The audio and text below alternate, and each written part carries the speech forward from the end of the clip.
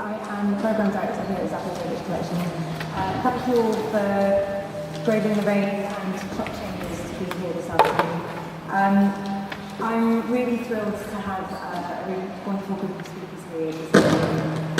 But I have to start by apologising for the absence of Hannah Barry, who was feeling really unwell this morning and has unfortunately not been able to make it here to take part in the discussion. Today's discussion is part of our testing ground programme, which is an annual season that over the last 7 years has focused on the creative and professional development of emerging artists and curators, collaborating with educational and artist-led organisations to develop experimental exhibitions and events that help us to kind of think about and test out new ideas or modes of practice. This year we extended the season to work with Brooklyn-based artist cooperative, the Stillhouse Group, who started as an online platform in 2007 as a way to share and archive works that a group of young artists were making but not necessarily exhibiting. In 2011 they set up a studio space in which 8 permanent members would work and host a rotating residency, artist in residence programme and exhibitions programme, inviting other artists to come and work in their space. Entirely self-funded, with each member contributing to running the studio based on sales of artwork, Stillhouse felt like an interesting model of artists adopting aspects of a commercial gallery system in order to cooperatively support a group of artists and an extended network of emerging artists in a stage of their careers where they may not get that level of financial backing elsewhere. It felt like this, given the sort of uncertainty of arts funding at the moment in the UK, we thought that this would be a good opportunity to see what the challenges are for independent and artist-led spaces in the UK, right now in London and across the UK, and how to make a transition between becoming a thriving commercial gallery or a larger publicly funded organisation or something else entirely. Is there a sort of middle ground? So without further ado, I'm going to introduce briefly our panel speakers. So Chris Hammond, who is the director of Amnesty International and is also a lecturer at Goldsmiths. Hannah Hooks, sorry, I was done this in alphabetical order, not in the way that this is nice. Hannah is the co-director of Space in Between. Eleanor Morgan, who runs the Extra Special People programme at Eastside Projects Birmingham. What I'd like to do is invite each one of the speakers to talk about say a little bit about that and I've got a number of questions that I want to ask them and we'll open it up to the discussion of things like tomorrow, so we're running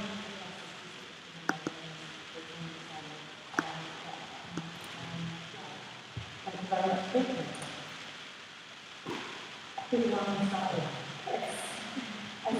for being here. So, Amnesty International with London and Brussels. We have 3 spaces currently, shortly to have another space in Brussels. We're just developing another 5,000 square feet building in Avenue Louise behind Sally Hopkins. We have a gallery in Mayfair on 17 New Bond Street. And we also maintain a project space in East London at our original space in Regent Studios on Andrews Road near Broadway Market. The gallery did start as an artist-led space back in 2002 and incorporated in 2006, and from that point it's been a private company and has developed into a traditional commercial gallery representing a group of emerging, established and 2 Turner Prize winners been with the gallery since the beginning, Laura Prevost and Elizabeth Price. We represent estates of Dennis Oppenheim, and we represent artists such as Neil Yalta, Ulai, and a whole program of very interesting performance, installation, and other different types of practice. So, yeah. Can you hear me? Is that loud enough? No? Should we try and do this? Am I on? Mm-hmm. How's that? Okay. Hi, so I'm Eleanor and I run the ESP programme at Eastside Projects in Birmingham, and also the public programme for the gallery. So ESP is an artist development programme, and we have 170 members, mostly artists, but also writers, curators, designers. And it's a programme of, I suppose, kind of skills development and ways of getting people together, commissioning new projects and exhibitions, organising residencies. There's a kind of whole range of activity for people right from when they graduate through to when they're kind of considered mid-career, I guess. That also forms the public events for the gallery. And alongside that, I work on public commissions for Eastside projects and also in a more recent commercial strand of activity. So, Eastside Projects is an artist-led space in Birmingham, in the industrial part of Birmingham, in Digbeth. It's in a big old warehouse. And it's been going for 6 years now. It's led by 6 directors who are all practitioners of some kind. So James Langdon, who's a graphic designer, Celine Condorelli, who's an artist, Simon and Terry Brawl, who are artists, Ruth Claxton, who's an artist, and Gavin Wade, who's an artist curator. And then we have assistants each year who are in paid posts, but they're a kind of training and development opportunity. And then me, so that's a kind of staff structure. And I suppose each person who's involved, or each director, would say different things in this discussion. It's kind of an important thing to flag up, but also that's one of the things that makes Eastside Projects so interesting, is that everybody has their practices and then brings those back to the research, the design, the exhibition making, all of the elements of the programme. So, yeah, Eastside has worked on a number of really large solo shows with international artists, but we also work with kind of emerging local artists. And so that range of activity, I think, is really important for the programme. So we've done solo shows with Gunilla Klingberg, Liam Gillick, Susan Phillips, Mike Nelson, and then group shows around these big kind of themes, so narrative show, abstract cabinet show, and currently Birmingham show, which is a really interesting and contentious one. And each project or exhibition often leaves a remnant in the space, so there's this kind of layering up of artworks over time. And so every time we invite someone to work with us, they have to kind of deal with the conditions of that, I suppose. And that actually has kind of led us to think more about how to work. Or it's always been embedded in the gallery and the programme that we would work long-term with artists. And that has, I suppose, led to the development of a commercial strand of activity. So we've always made editions and publications, but more recently we've been going to art fairs. We don't represent artists, but we have these kind of long-term relationships with people. And that's another way of supporting practice, I suppose. We also work within Birmingham and elsewhere on big public commissions. So it's there are lots of different strands to the programme. Everything is kind of artist-focused. And in terms of funding, we're an NPO, so National Portfolio Organisation with the Arts Council. We've had Paul Hamlin funding, Esme Fairbairn. We're affiliated with BCU, the Birmingham City University, and they support us too. But yeah, we have these kind of different models of working, so that hopefully working at fairs and selling work will become a bigger strand of income as well. Maybe that's all I say for now.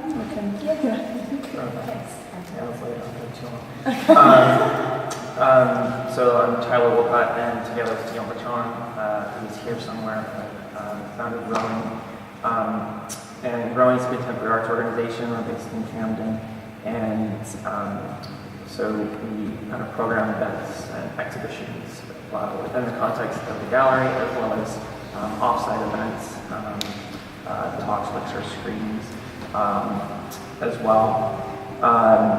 And part of, as far as the focus of the gallery exhibitions themselves, we work with artists like Olivier Castel, where we organized when we first had our gallery in Holloway for a tour through the Odeon Cinema that was part of an extension of the exhibition that we had at the gallery, as well as Patrizia de Massimo, for example, where we had a in addition to the works that he had in the space, he had the artist was psychoanalyzed by a philosopher, Renato Salesi, in kind of Freud's chair, which tied in with a lot of the themes within the context of the exhibition.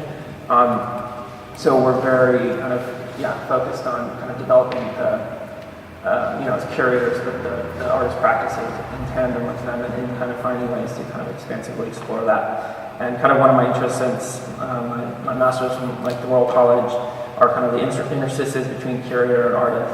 And I've, for example, initially kind of collaborated with artist Ian Holden, who's going to be a part of this fantastic 20 years exhibition coming up here at Zabludowicz, just on a series of performative lectures that I collaborated with him on in the laws of motion and cartoon landscape, and looking at physics and cartoons and their relationship. So I had experience before at Art Angel and Creative Time, and Guillaume had experience kind of independently curating exhibitions and also in the commercial gallery sector. And kind of some of the keys that unify us are our, kind of generally similar tastes, which is important. We kind of directors are those that are kind of selecting the artistic program, and working to help kind of mutually grow the artists within this kind of context, within that kind of expanded realm context. And another differentiator we kind of discovered through doing arts council applications, etc., is that we kind of tend to exhibit a lot of strong female artists as well too. And even though obviously we're kind of both male, but so this wasn't something that we were kind of necessarily conscious of, but it was just something that we discovered through kind of these ongoing processes of grants and applications.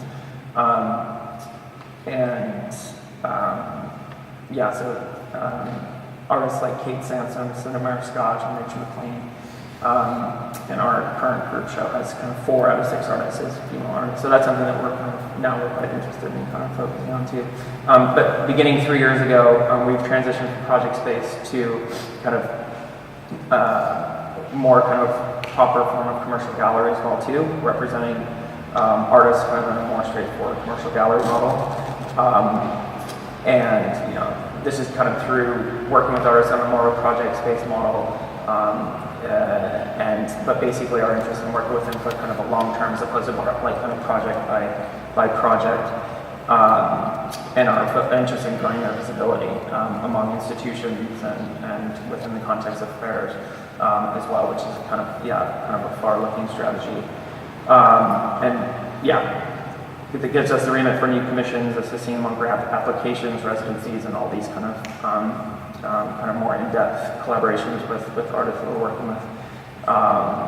And the artists we're particularly interested in those with text and video performance as well. We didn't start as dealers or artists, from the first we were curators, so we kind of try and obviously keep that arena within the context of what we develop. And we receive part of our funding from private sources as well, parts from grants for the arts and the cities as well. And this enables us to triple the scope for our projects and commissions. The other portions through artwork sales and lecturing that Neil and I both do. And we're currently working on strategies for building additional artwork sales through opportunities, including a new grant for the arts application for this time to be bigger, £25,000 that we're going to apply for as opposed to £12,000, and for longer, 1 year versus 8 months. But we don't see this as kind of a long-term solution to sustainability for the organization, because grants for the arts, as I say, is only meant for started from 4 or 5 years. After that would need to become like a national portfolio organization. So we're really not interested necessarily to look at that, to go down that path, rather we're looking at sustainability through artwork sales and artist representation. So right now we're looking at a strategy for building a public, basically kind of a commercial gallery in parallel with a not-for-profit organization as well too. So we work with the concept of art fairs, artwork sales, but also within the not-for-profit side, kind of potentially building a board with patrons and getting that kind of brain trust around it as well too. So we're exploring that as well with very professional in our role right now. It's important to know that you don't get your salary is paid from necessarily from the arts, only a small portion. You have to very much find alternative ways of getting funding and doing DIY work, hourly, etc. And also like labor exchange with the interns that we work with. Maybe they help curate a show at Growing, or we can help them on outside editing jobs, installing a show, free AV hire, writing professional recommendations, or assisting with the resume, etc. So basically, you come to a stage kind of where we're at after 3 years of you have to kind of look at getting a backer for the organization, or looking at potential other funding models as well too within not-for-profit or kind of the commercial side, and how you can kind of navigate that. But there's also risks along the whole thing of if the backer goes fast forward, he's the one that's looking at, or he or she's the one looking at the figures of how many sales are being made throughout the year, and you have a lot more to kind of account for as well. And the last bit, is that some might not agree, but running a gallery is running a business in the long term. And the more that you can know or learn about business, the better your organization will function. And there's 3 books that I kind of recommend. The E-Myth, which stands for the Entrepreneur Myth, in which the author gives the example of like McDonald's. In our context in the UK, we can kind of say like pretty much and then I see how streamlined it is. And that basically anytime you go in there, you always know what you're going to get, and you have very high expectations or expectations that you commonly know that you're going to get this certain product, no matter where you kind of are in London or with McDonald's anywhere in the world. And so you can kind of compare this, in a very broadly metaphorical way of like very kind of larger galleries like White Cube and Hauser North, and the idea of the larger galleries kind of expansion that have to kind of take into consideration local context and those kind of problematics, and how how it is that you provide that experience for them, for visitors, though it may be in a different place or a different context. The other one is Lean Startup. I know those are very business-oriented books, but it's the idea of like bringing a rough prototype to the market and not waiting basically for perfection before you bring that to the market or bring it to the public.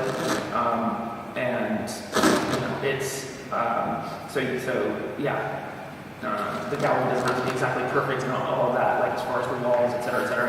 You just got to get the shows up. It's about the program and all that. So it's like not getting kind of caught up too much in the details.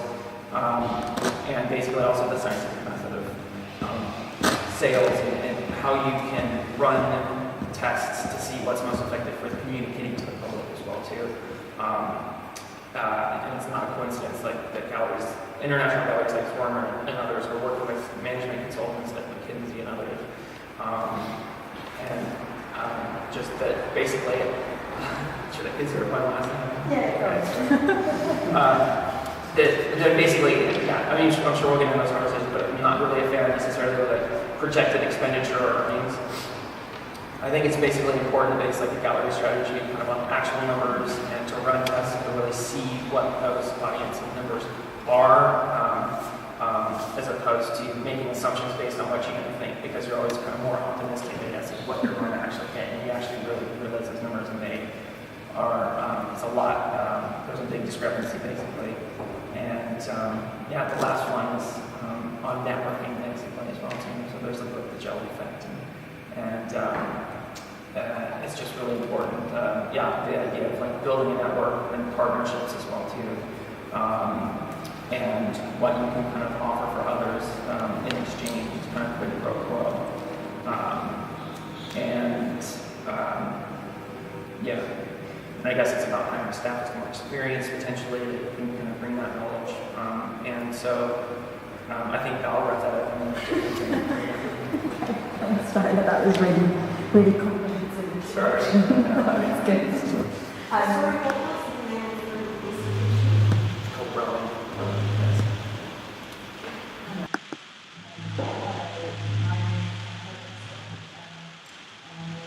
We founded and run Space in Between, which is a contemporary art gallery based in the Regent Studios. one of Chris's MIT project spaces. We founded the gallery, we founded the project Space Between in 2009, which at the time I don't think we knew where it was going to end up, but we started exhibiting a kind of peer group of artists in Old Victorian Warehouse in Lower Clapton, where I used to live. We showed several projects there before getting evicted, and then throughout kind of the end of 2009 through 2010, we hosted temporary exhibitions in off-site spaces. We worked with local councils, we worked with private landlords, and we maintained a kind of year-long programme of off-site, temporary, site-specific exhibitions and events. By the end of 2010, we had moved into the space of Regent Studios, where the gallery continues to exist to this day.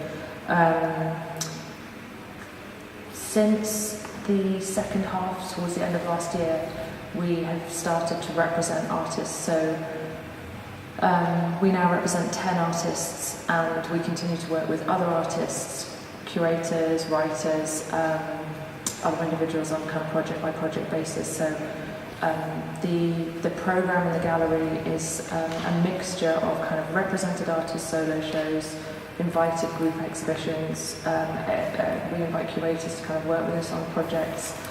And then we also work with new artists on sometimes solo shows and sometimes group exhibitions. So kind of recent past and kind of current program includes a group show which was shown in January that was curated by an artist called Alice Levy. The current show is an invited exhibition by a Brazilian artist called Lucas Simoes, which is part of a wider exchange program between Space in Between and his representing gallery, Emma Thomas, in Sao Paulo. Forthcoming solo show is by a represented artist, and that's going to be in partnership with Space. And so there's a mixture of project shows, project exhibitions, and supporting events, which always include kind of in-conversation screenings. We do publications wherever possible, and then continue to work very closely with our represented artists to kind of, whether it's in the gallery or it's in another context, to we're kind of obviously very invested in their career and their practice and the kind of expansion of that practice. In terms of funding, we receive, in much the same way as Rowan has done, grants for the arts funding, which specifically funds our kind of commissioning role. So when we receive funding, we spend it very, very true to our word on commissioning new work. So almost all of the exhibitions that we show at Space in Between in the gallery are work that hasn't been shown before, that's been specifically commissioned for the space. And whilst that's really great and just obviously helped a lot with the development of the practice of the artists that we work with, we are now in a position where we are trying to find other ways of creating a kind of sustainable model for the gallery. So one in which myself and Laura can pay ourselves, help, maybe one day, help kind of maintain the existence of Space in Between, basically. And so we are now beginning to engage more kind of rigorously with the market. We have done 2 art fairs, and this year we'll be doing our first international art fair. We're going to NADA in New York in May, and then we'll be at Artorama in Marseille in August. So so that's kind of where we're going to, where we're at the moment, and interesting to see kind of what happens this year, I think. Thank you very much. So I wanted to start questions off by thinking about all of these spaces. Excuse me. I'm going to be singing to you. They start from a sort of very strong curatorial position and continue to do so despite of, or in spite of sort of the kind of funding demands that you are required to kind of make your projects happen. I guess I want to start with Chris because as the one of the longest and most established of the institutions present, how did you decide that to move from an artist-run space? Was there a sort of crossroads where you thought we're going to go for a commercial gallery model rather than try and become a bigger institution that would be publicly funded as in the main?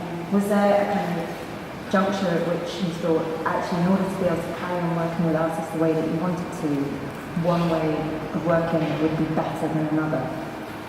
Okay, well, it originally started as an artist-run space. So in the first 2 to 3 years, there was 2 other artists involved with myself, and we had a core group of artists that would supply money towards the funds as well to make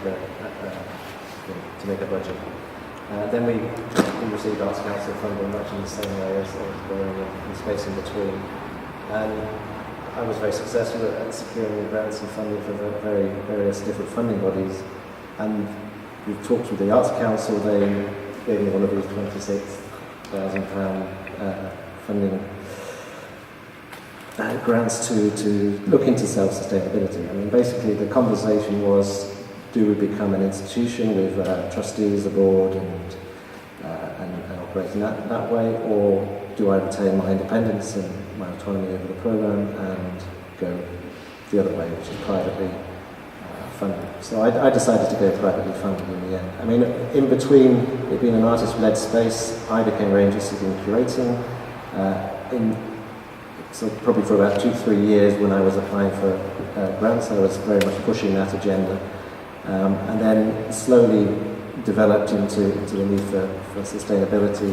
Again, Arts Council grants do not pay your wage. Arts Council grants do not pay the artists a wage or keep an economy for the artists.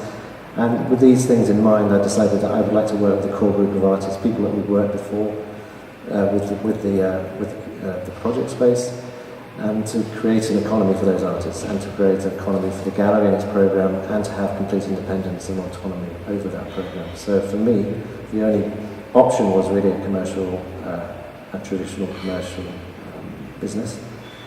So I incorporated and I relearned absolutely everything about how that was to be done, with a few mistakes along the way in terms of artists that perhaps wouldn't be sustainable in terms of that type of model, and also how we could continue to have a strong curatorial programme alongside a commercial programme.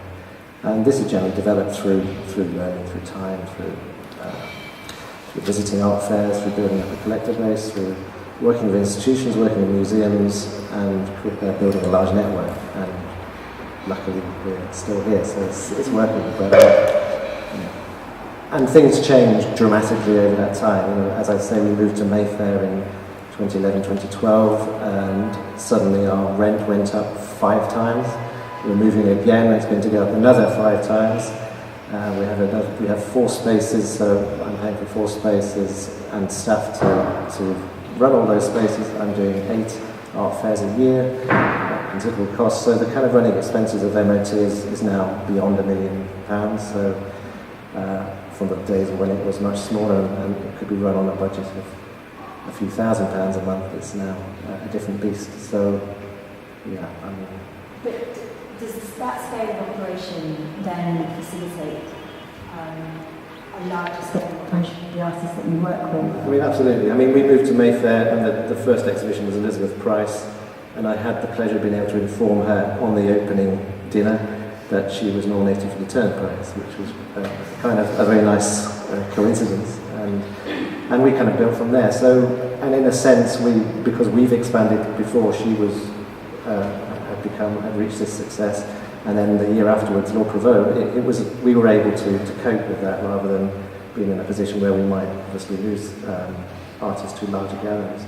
And then with the expansion to Brussels, which was my first expansion, I mean, I was still in Regent Studios when I got my first gallery in Brussels, which was a small project space to start off with for the first few years in the downtown area, similar to the Shoreditch area. I used different strategies for expansion, which was then able to encourage people to kind of have more investment with the gallery, and to be able to, and artists as well, they are interested in the sustainability of the gallery and also its position within a wider art world. So on that level, we built, obviously the artists that we now represent are a mixture of very established and also up and coming and emerging. And I think we're having the project spaces in now both London and Brussels, and established larger galleries in both London and Brussels. We're able to cater for a very varied group of practices and artists. I'm going to target this at all three. To what extent have you found the scale at which your organisation's work helps to, or is a kind of determining factor in wanting to find other ways that you as an institution expand or accommodate the needs of the artists that you work with? So in much the same way, you kind of reach a point where you either get bigger or lose somebody else that you might potentially. I mean, there was that never happened, but I mean, that's something you have to consider, isn't it? Do you think that that is one of the kind of motivating factors for wanting to go down that sort of more commercial route, go beyond the kind of arts and anthropology route to organisations, or with the membership organisation, has that sort of the kind of needs of the members play into the decision making around how to steer the organisation forward? I mean, I think Easter Projects is in a very different position to the other three organisations because it started as a regularly funded organisation at quite a large scale, so it was never in a grants for the arts position like these guys. Partly because, I mean, that came out of a particular context and a need for a new and different space in the West Midlands. So it has always been well supported by the Arts Council in a kind of sustainable way that enables there to be paid members of staff and a really big space and fees for artists and the ability to commission really ambitious exhibitions that can then travel internationally, or so the scale of it maybe was different at the start.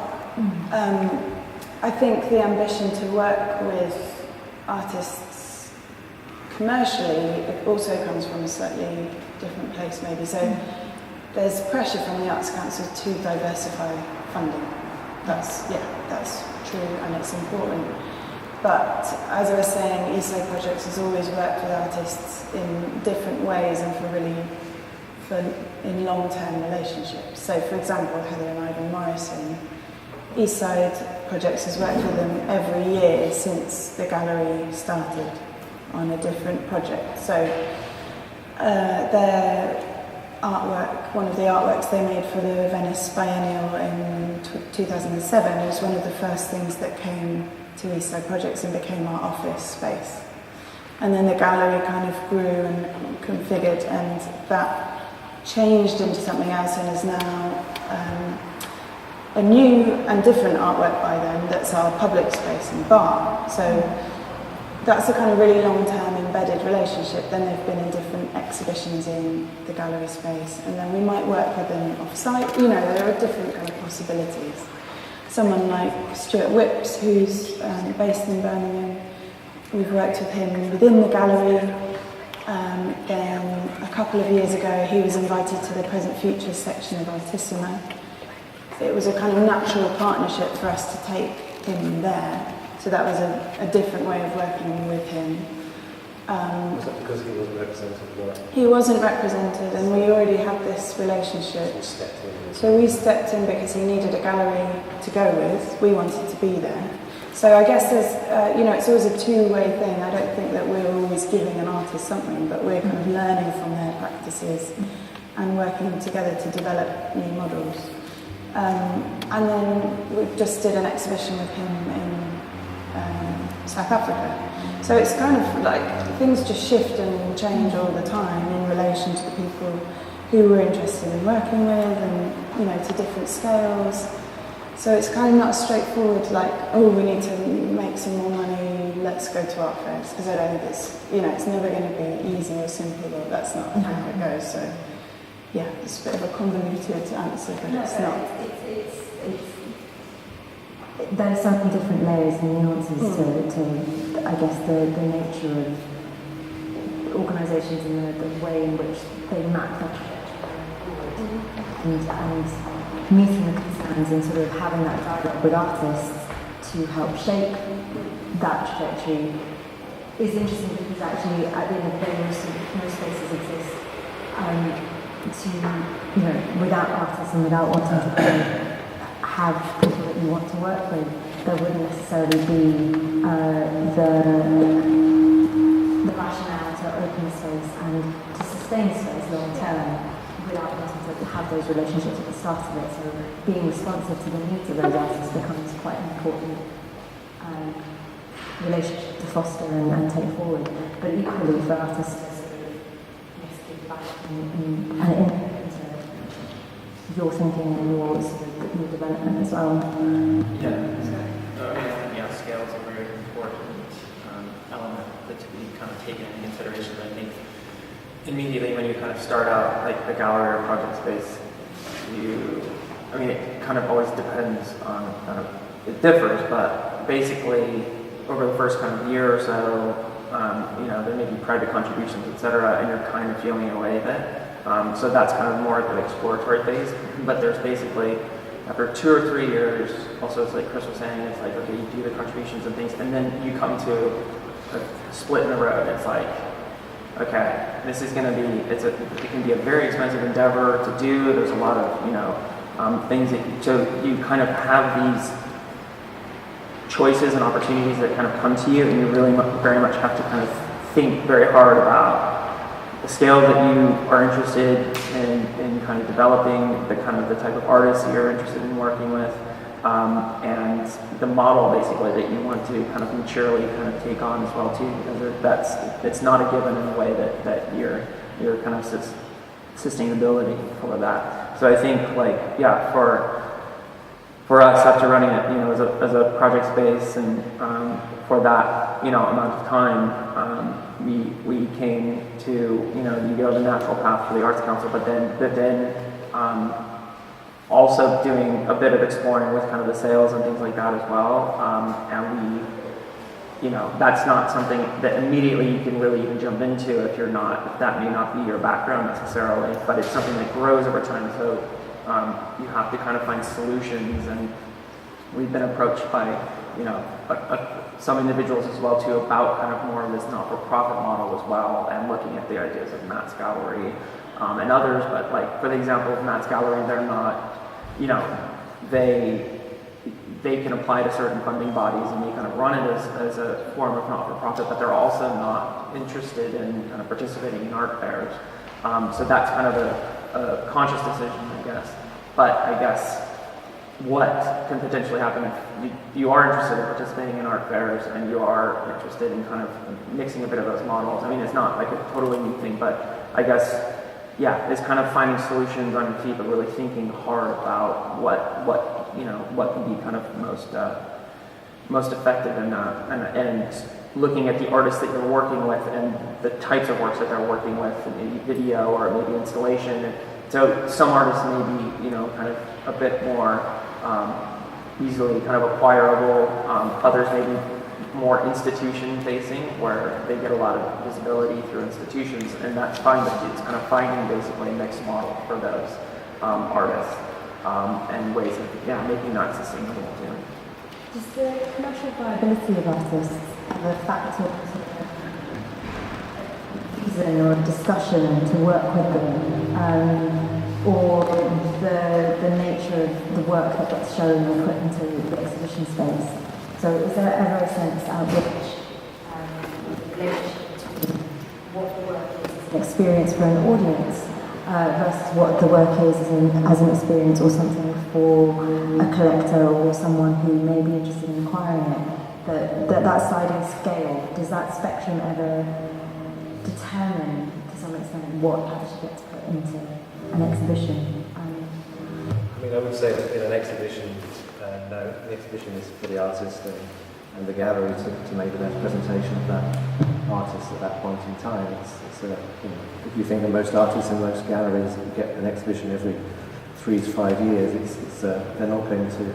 They want to put everything into that exhibition, and the gallery wants to provide the platform and the chance for them to do that. Where maybe you do make some commercial considerations are of course the art fair, where you are paying a large amount of money per square metre for a very short period of time, and you use that for various different reasons. You use it obviously to make revenue, to provide an economy for the gallery and the artist, but you also use it to showcase important works. So you're using that platform for various different reasons, not just one. So, And to meet interesting. of course, to network. I think it's about trying, which is what Chris said earlier, it's about trying to build an economy around an existing artist practice.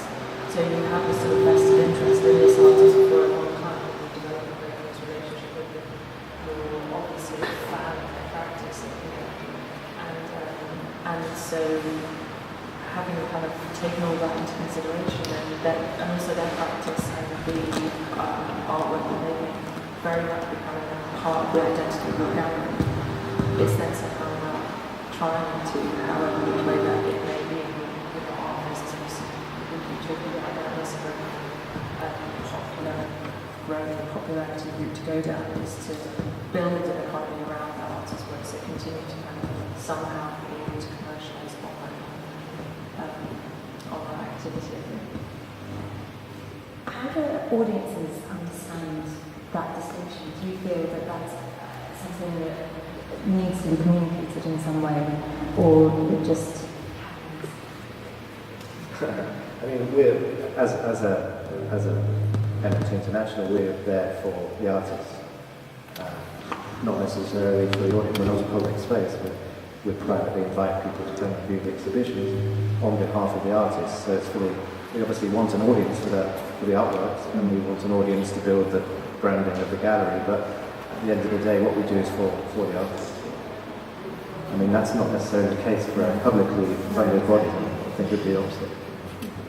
Yeah, I mean, I think the way that ESO's projects works is that there are many different audiences, and some of the audiences are artists, and that's really important. So the different types of things that we do have to be, they have different people in mind, but always essentially it's about making a really great program with really, really good artists. And you can do that in different contexts and with, different audiences in mind, but there are also ways that different audiences understand the same thing.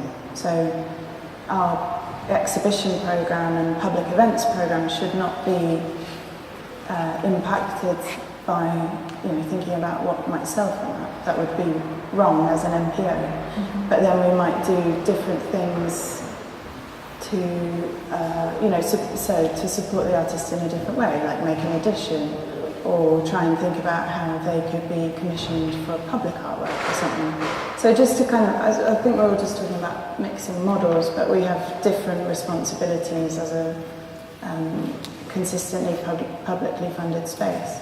That's also where things like the Extra Special People program come in, because artists can work with us on a number of different levels. One of our responsibilities is to support practice in the West Midlands and nationally with kind of young and emerging artists and designers and practitioners. And they're a really key part of the organisation and the audience, as you've said, about being a member organisation. So I think it's not, there aren't simple, straightforward, like one audience, but there are people who engage with things in different ways for different periods of time. But yeah, I think it's important. Like we're kind of starting out, you may, you tend to attract certain types of people, but it's important after a certain amount of time to get organized and actually know who is coming to your exhibitions, to your shows, to your events, who basically, between us as curators and kind of the types of programming that we run as well too, we, obviously focusing on the artists and that, and how we can expand that, but we tend to get more within our audience of artists, curators, writers, and individuals from institutions. But looking at that kind of more closely and saying, okay, so that's our spectrum, and if our interest is also having this kind of commercial aspect of like it's basically, we need to see collectors coming, and we need to see those from other institutions potentially coming by, and that doesn't mean that the show that we put on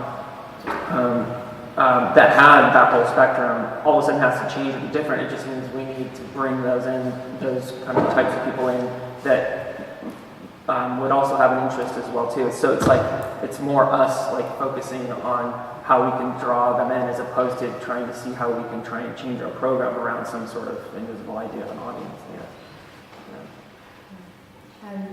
But do you find that, in terms of thinking about that sort of build partnerships and network and draw in the market, what you do, that there are, sorry.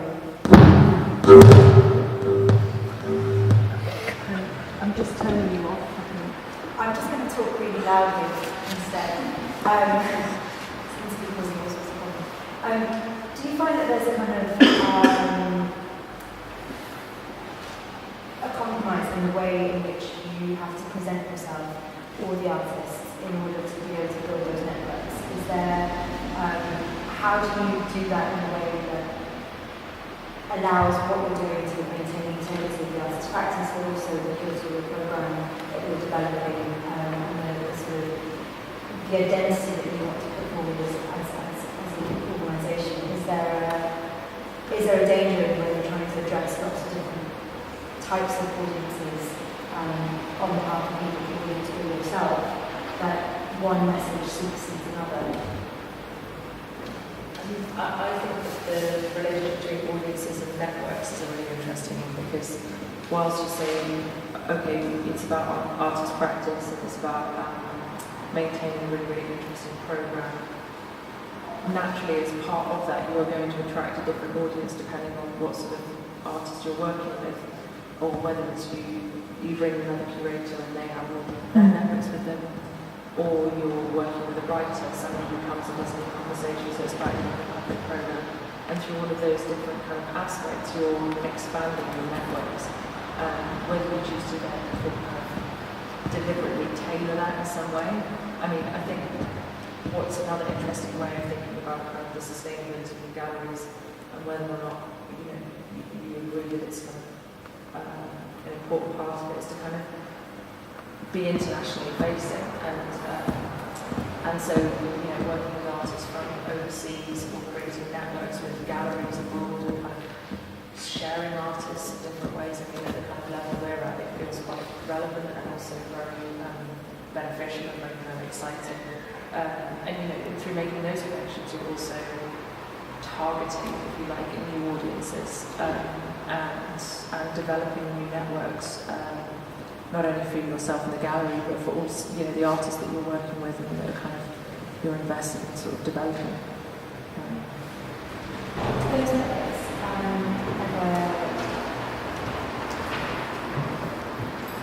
I could start that question again.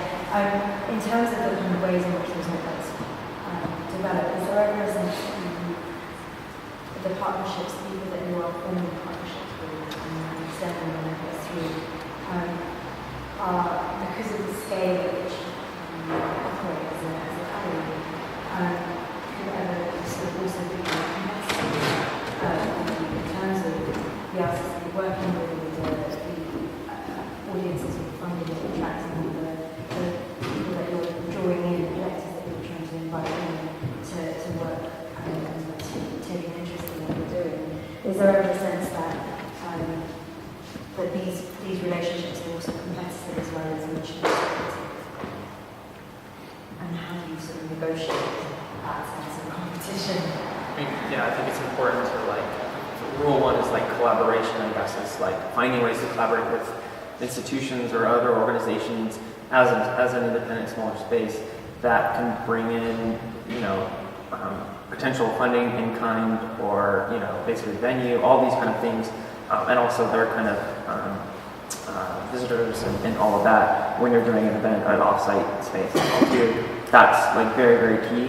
But I think as far as the idea of competition between independent spaces or other galleries and things, I think it's that's the reason at least we're here in London and setting up there. It's a very competitive place in the city, and there are obviously like protocols as well too, like, you know, that are kind of built within the kind of the structure of the gallery kind of you know, operations as well too. Doesn't mean that you can't you know, obviously show other artists from other galleries and things, but there's kind of a form of invisible kind of rules that you kind of know that you should abide by, basically.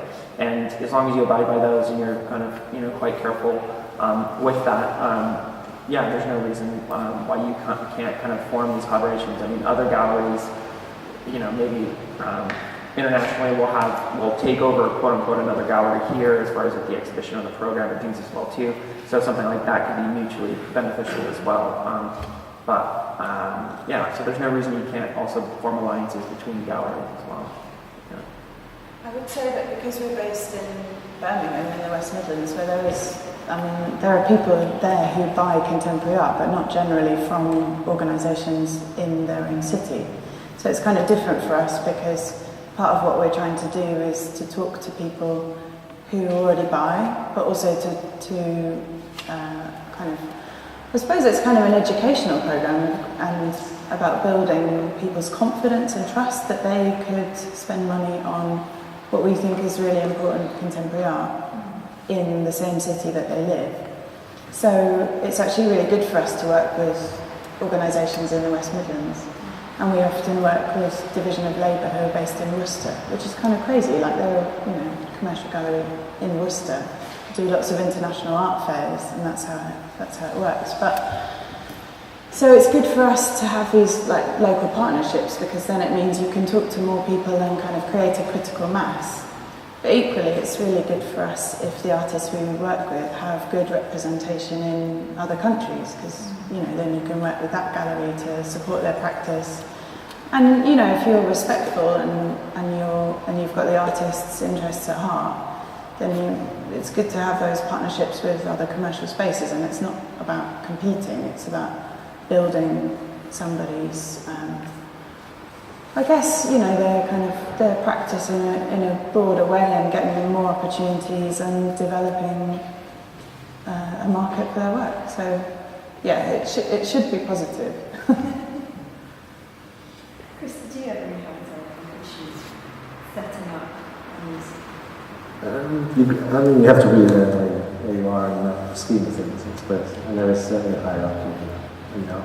So it's working about where you exist within that, and it's very different. The commercial art world is very different from the not-for-profit space world, but they interact with each other. So I think that everyone is aware of where their artists are showing, and there is obviously you want the best for your artists, so you're also strategically choosing their trajectory, I guess, in some sense. And is there a sense that you get to a certain point that actually Noisy water.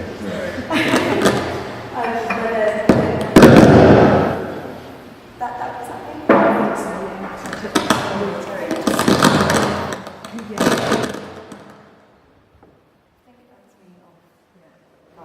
think so, is there a sense that, smaller galleries tend to be kind of in the sort of food chain of the art world, feeding bigger spaces, and then bigger spaces kind of then take priority in the artist's sort of thinking, that's the aim, that you want to kind of be showing in bigger institutions, national spaces, and that when in that process of trying to relearn. I think you have to experiment with either ahead of your artists, or at least with them, if you need to. Hopefully ahead. And then by doing that, you will attract more established artists with obviously with a higher price point to sustain your program. And then, of course, it does impact upon maybe some of the artists that haven't quite gone at the same speed as the gallery or some of the artists in the program. As I say, we're trying to build a kind of situation where we can also support younger artists and support artists at the beginning of their careers through the projects, basically. That's why it's important for me to maintain that, rather than just going ahead with with the gallery getting bigger. The gallery is getting bigger, but it's also looking after, also allowing an opportunity to allow new practices to enter the programme. I think is important. We don't want to grow old as a gallery as well. And there is that problem. Obviously, galleries representing one group of artists that become established, but then also become maybe less relevant in terms of contemporary art in that sense. Is there a kind of danger as a kind of commercial organisation to be sidelined in some ways from the kind of curatorial discussion and the critical discussion about where contemporary art is going or where it's at? I think that's less so now. I think the way the models are colliding and everybody here has talked about even the public instance of where the Arts Council is expecting you to go to art fairs or expecting you to sell work or find sustainable income other than what's provided through grants. Also, the commercial galleries and even the auction houses are looking towards curatorial contexts in which to provide a context to sell art. So you'll notice that Christie's put on very interesting exhibitions in order to sell particular works. Amazing exhibitions at Howes and Worth, amazing exhibitions at even, dare I say, Gozzi. It's everybody is using the curatorial context in order to rebrand or to do something to build obviously the nature of their space and galleries. Does that change in some ways the relevance or the sort of slightly higher position I think that public organisations tend to occupy, or the sort of validation that you get from being publicly funded because you are deemed to be of public interest? Does this kind of emphasis and the shift within the commercial towards the curatorial break down that sort of monopoly that sort of has been typically reserved national or sort of major institutions and major galleries? No, I think there's still a hierarchy of those institutions as well, and I don't think that the commercial would want to infringe upon them. I think the commercial uses the strategies of the institution in order to make good exhibitions, in order to be able to platform or to provide a context for selling. And also the institution has to borrow from the commercial in order to fund and to brand their organisation. Tate is an example of this. They've used branding to a very high degree, by which nature they pushed up their organisation to a multi-museum structure. When I first came to London, it was one Tate. Everything's going the same way. We now have galleries such as Howes and Worth with several galleries. We have Gozzi that has more than, I don't know how many galleries. But now even David Zwerner has a number of galleries. Even galleries such as myself have a number of galleries. And I think it's about being seen, and you have to find strategy in order to be seen at any level. We were talking, well, I'm talking about a model that is more explicitly crossing over, perhaps, but nothing's so clear and straightforward. So I think public institutions have a certain, maybe to public audiences, there's a kind of certain mindset that they are for the public and they are, I think they're very important spaces, I'm not saying that, but the kind of maybe more invisible structures of how the commercial scene influences all of that's not new, and it's really important. Nothing's kind of divided into these two realms, and actually you can see in quite a few public programmes how influential commercial galleries are. So I'm not sure if if there's a straightforward hierarchy of spaces. It's important for artists to work with big public institutions, and you want to see someone's CV kind of like building towards that, I guess. Well, that's what you might expect. But the influences or the crossovers between things are muddy. Yeah, I think the scale of the private kind of sector, private galleries now have and has been growing is quite a significant, a very interesting kind of shift as well too. And where Hauser and Wirth has, with Somerset, and now they have the former pavilion from Serpentine, and it's almost, so it becomes this event experience where you can go out and almost experience what Serpentine had done and commissioned. So there's definitely a switching of kind of scales and different ways of experiencing this too, which does obviously also benefit the artists at the scale at which that they can produce and that they can have visibility as well. So I think, that said, roughly something like it's one of those kind of 3% of the kind of the galleries kind of own in a way like kind of 50%. It's a rough statistic. 50% of like kind of the art world kind of collectors or have that kind of audience. So it's basically the whole idea is like, and this was in a New Yorker article about David Warner when they were talking about that. There's basically very, very, the very, very top galleries. It's that kind of 1% idea that do own a lot or kind of have the ears of those that are spending the most. And as an independent space, as I was saying, you really have to think of scale, because it only becomes that much more important as you start becoming a small gallery and a mid-sized gallery, and everywhere along that stratum is glass ceilings all over the place, because in a way with some of the biggest, they can kind of swap artists among there, but it's a very difficult thing to kind of penetrate as well too. Kind of survival of the fittest idea. Just going back to the Hauser and Wirth idea and how, visiting Somerset is amazing, and their education program is really comprehensive. And it's worrying for a public space, because you think, well, if this is the model, then how do you compete? There's no way that an Arts Council funded organisation can do all of those things on such a scale, because they're pulled in so many different directions all the time. So it's complicated and difficult. Yeah, absolutely. And it's a kind of really it's a difficult problem, because in a way, the Arts Council wants to encourage that diversity, because there's only so much it can provide for. But to what extent is there always going to be this disparity between those that opportunity of different types of spaces can provide? And how do you kind of make yourself continue to be relevant and continue to be finding that space for artists, that the kind of space that artists want to be involved in? It comes back to the programme, doesn't it? You just have, it has to be about the programme. Do people have questions that they want to ask?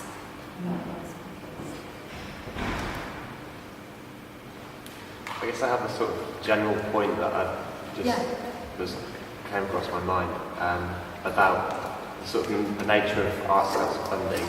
As far as I'm aware, it seems to be leaning a bit more towards, I think they call it cultural enterprise, and kind of using it as a tool for regeneration. So I guess I just wanted to sort of... So do you want to speak up just a little bit? I think some of the Arts Council funding seems to be aimed towards regeneration. So I just kind of wanted to, that wasn't brought up, so I just wanted to bring that to the fore. If there's any comments.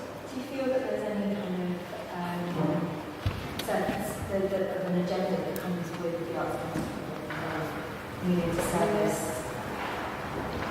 a local area or a local community, and almost sort of do a sort of there's a certain level of social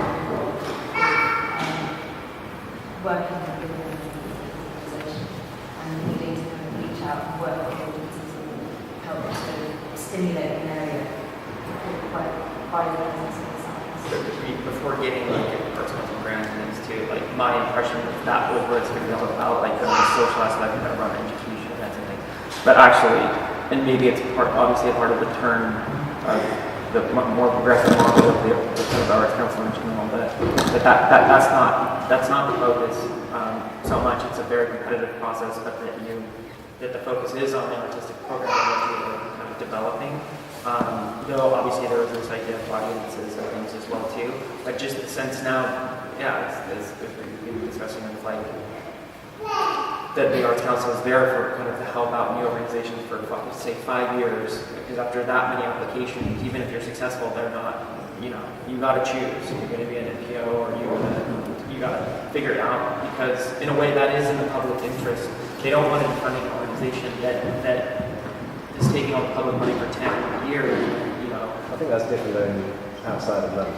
I think that's just London. Yeah, that makes sense. I mean, London, you're in competition with public bodies such as the Tate, Serpentine, Whitechapel Gallery. There is no room for another small organisation to slot into that, really. It's saturated already. No, that's true. Whereas, obviously, in the Midlands, where there was a need, an absolute need for artists to have a space and for an audience, and I would also imagine that the area is completely regenerated through. No, it's quite a rough. I mean, it isn't regenerating, but it's a really interesting time to do it because anyway, it's quite long and complicated. But basically, if HS2 happens, then the whole of that side of Birmingham will completely change. But none of the arts projects that exist there at the minute will be able to continue there because none of us own any property. So we're in this kind of strange position. But I think it depends on scale. So with smaller events, you might not be expected to think so much about audiences, but certainly as an NPO, that's amazingly important, and it should be.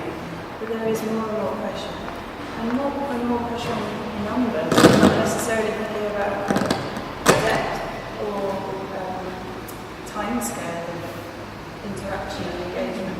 So when I worked at Rising Arts Centre, this really got me because people would come and spend a whole day, but they were just still one person. So there's always this kind of pressure on figures, which actually is not necessarily a very useful way of measuring people's engagement with art or experience and learning and thinking. But yeah, exactly, and that's. I suppose that's also part of why organisations also have to diversify to some extent the range of their offering. So the kind of more established you get, the more there is a need to have things like a cafe or a gift shop or But even the commercial galleries are starting to do that. Because like Somerset, for example, and in LA they will have a restaurant in their galleries. So why not? I mean, I think the Arts Council kind of criteria is kind of interesting thing because, year on year it sort of changes. So, you may have thought that the kind of focus of it felt like it was about regeneration. I think if the Arts Council say, right, we'll give you this grant, but you really need to develop your audience, that kind of feels like that's not a compromise. I think wanting to develop an audience and a kind of dialogue around your program and an interest in your artists is that's a really good thing. But then again, it's when you apply for Arts Council grants, I mean, it's all because it's public money. It's all very open, so you'll know that one year they're looking for talent investment say it's about talent investment. Well, then you build your grant around. You learn the language of an Arts Council application. You build your grant based on investing in talent of your artists. So I think a lot of the Arts Council grant criteria was constricting in many ways is also about kind of slightly. I don't want to say plain systems, but it is linguistic. It's also exactly. I mean, you have your vision and what you want to do and who you want to work with, and then you just maybe make different strands of that as and when, and as is relevant to the project as well. I think we're all in the kind of nice-ish situation of being smaller organisations where you can be quite fleet of foot, and I think I'd find it really difficult to be in a bigger organisation where things are really mapped out so far in advance that you don't feel like you could be really responsive or, just kind of shift the space or the thinking or the language or in a quick and proactive kind of way. Has expansion kind of allowed you to maintain that sort of? It's given me more freedom in a way. Basically, with the money we can do things like not worry about the commercial aspects of the project spaces. We'll keep our second space, our first space and second space in Brussels as a space that we can show younger artists that aren't represented by the gallery without any financial constraints. Because we'll be paying for that through the larger space. And that's why I kept the original space of MOT from all those years ago, just to be able to operate on that level without those constraints. I mean, kind of, I guess we're talking, scale seems such a kind of important issue in this discussion, because being of a smaller scale allows, obviously it allows kind of lightness of touch, but I guess it also means that there is a kind of speed at which you can work that isn't necessarily, the time scales involved are much more sort of intuitive than a bigger organisation. You don't have to sort of have much more responses to the needs of interesting propositions that come your way. I think you can build that into a large-scale organisation as well. The same, even with institutions, they all have smaller spaces within those institutions that operate on that same basis. Yeah. Whereby, we've had artists that have been contacted a month before an exhibition in a major museum, Stedelijk Potato, and they've been asked to do an exhibition in a month. So, they're still pretty responsive to new things. So mine's maybe more specific to the GFA people, but maybe NPO as well. Like, when you're doing that, are you generally you're doing commercial sales at the same time? So how do you balance those budgets? And how does that work? You're making sales from funded public money. I think you basically, you do. To make it balanced, you have sales as like a form for the income for the organization, you literally balance it based on what your outgoings are, and then with that amount that you're projecting that you're going to be making through sales, you say that you're not going to need £30,000, say, from the grants for the arts. They'll need, because you're going to say make £5,000 of artwork sales, you only need 25,000. So you assume you're going to make it? Yeah. So some of those are assumptions, but almost everything on there is actually cold hard fact and like things you've already done. But basically, those aren't just assumptions; they're based year on year. So, yeah. Is that because you're and you're applying for programs? Yeah, senior programming. Yeah. So in a way, it is putting. There's that nice aspect of, as you should already, but putting together a year kind of program or 2-year program. So that's what any institution does now, no matter how big or small. So there's obviously kind of similarities between there, but there are kind of ways to slot in there, to be flexible. You have to build that in there as well too. That's what makes it interesting. How are you incorporated? Sole trader right now. Yeah, but we're going to be looking. That's what we're talking about. Yeah. One of the things we're trying to do is, you have a program funding from Grants for the Arts, and then you try and through sales make enough money to cover your overhead. So they're almost like two different strands to the business. So one is this sort of ongoing, your rent, your wages, like you said, DIY, all of these kind of ongoing costs, and then you have kind of program funding through Grants for the Arts or other public and private funding organisations which you sort of build into the program. When we were talking earlier outside, you mentioned this issue around if you're applying to specific commission projects, how to then commoditise those and how to kind of give value to those artworks, because at some point they're also available for sale to someone, and what kind of relationship is there between something that you kind of specifically apply for funding for to make it possible to then be able to, how do you recoup that? I think when you have this very kind of, say you have several £1,000s that's for one project, so it's commissioning a new body of work from an artist, and you're really kind of in that moment encouraging the artist to be very ambitious with their practice and to make something completely new.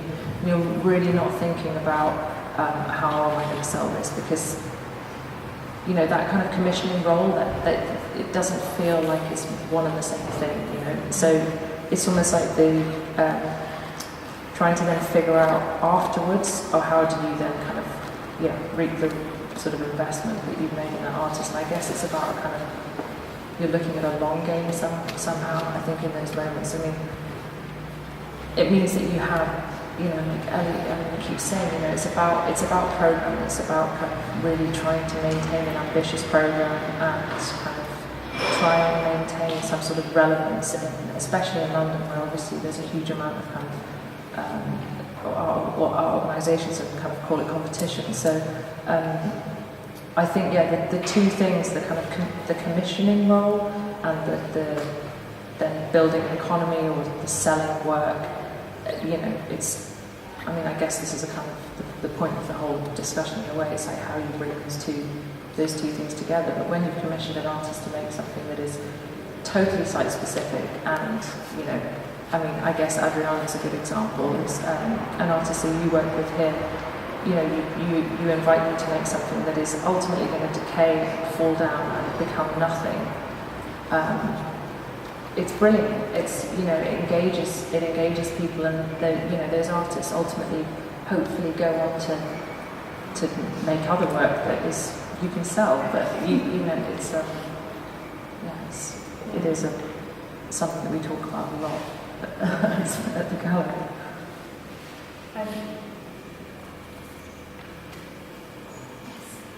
You've spoken about selling works, you've spoken about commissioning work, you've spoken about funding. What other sources of income, like I'm thinking consultancy, venue hire, are there other ways that you generate money?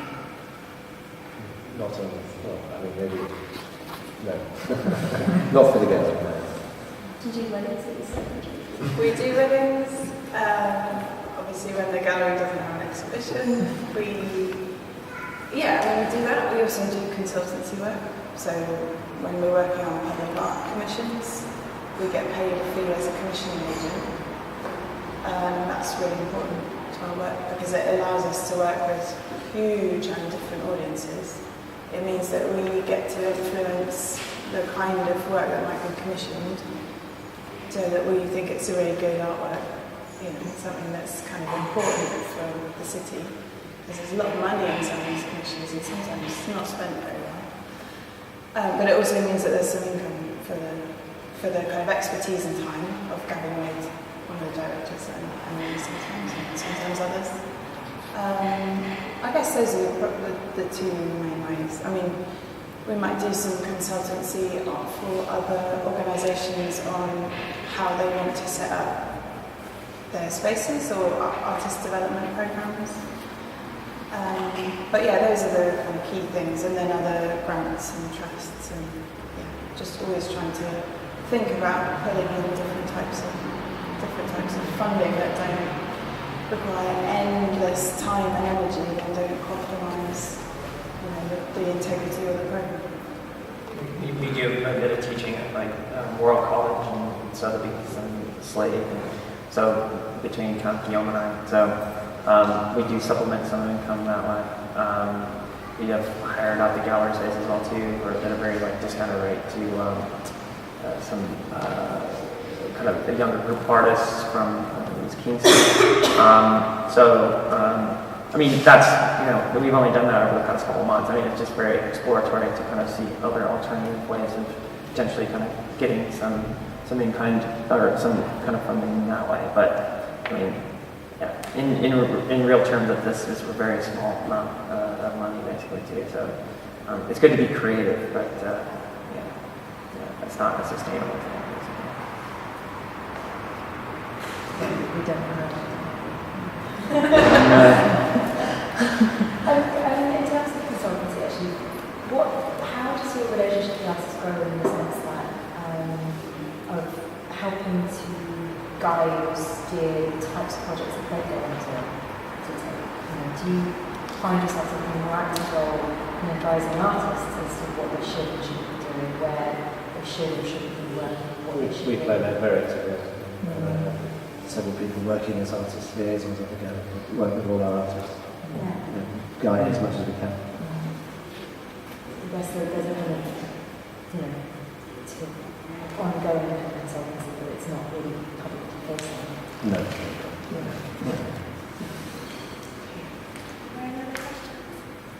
Kelly? Yesterday I went to another talk where someone asked the question, what would the UK art scene look like if there was no public funding? And everyone kind of gasped with shock and horror that this was the most awful question, most awful thought in the entire universe. So I guess I wanted to ask it again and think about if there was no public funding, what your institutions, organisations would look like in 5 years' time and what your programme would look like in 5 years' time. I know it's kind of more relevant to some of you than others, but I just wanted to pose it. Well, mine will remain the same. It's completely the same. And I think that London would look like New York. Yeah. Or Sao Paulo. Yes, exactly. Except that the kind of artists coming through might change. Would be wealthier, I think. So, in maybe 5 or 10 years, there would be fewer people who could afford to sustain a practice. Then that's not good for any of us. Even if you are a solely commercial space, if the pool is getting smaller of people who can actually go to art college and balance other kind of work with being an artist, then that's bad, really bad. And I think that's another valid point there, is that it's a changing demographic now going to art schools. The cost of going to art school continues to rise, and so who are going to be the next generation of artists? They're certainly going to potentially come from wealthier backgrounds. I mean, Liz Price speaks really about that. She does, yeah. I mean, that's the education system. It's a very different thing than the public funding. But it feeds into it. It does, but I mean, it's a different funding question than perhaps Arts Council funding. And I think, there's a question also, like with the Arts Council, it's basically a match funding. So, perhaps a lot of the organizations could still go on, but it would just be a matter of scale. But also, obviously, the first 5 years are incredibly crucial anyways, as far as finding your feet. So, I think it would maybe make that turnover a bit quicker and make the scale a bit smaller. Is there a danger, do you think, that if you root out anything representatives from an organisation, actually end up having sort of, in the way that it works with fashion, you have big fashion houses that kind of, feed into smaller kind of start-up organisations, or sort of, it's all kind of essentially seed funded by big kind of multi-national galleries that then kind of look for grassroots. I think artists and curators are very self-organising, and they'll always find a way to step it up. Yeah. And in fact, there's a lot of artist-run spaces, smaller spaces, that actively do not seek Arts Council funding because they don't want to have that for whatever reason. So it's of course it's possible to survive. I mean, many galleries started from people's homes, many galleries started from people's studios. You can sustain something on a very small budget if you have the means and the will. And people maybe get together more as larger groups to be able to do that. I think as an entrepreneur, whatever you want to call it, a self-organising spirit in the UK, it's perhaps different from the UK.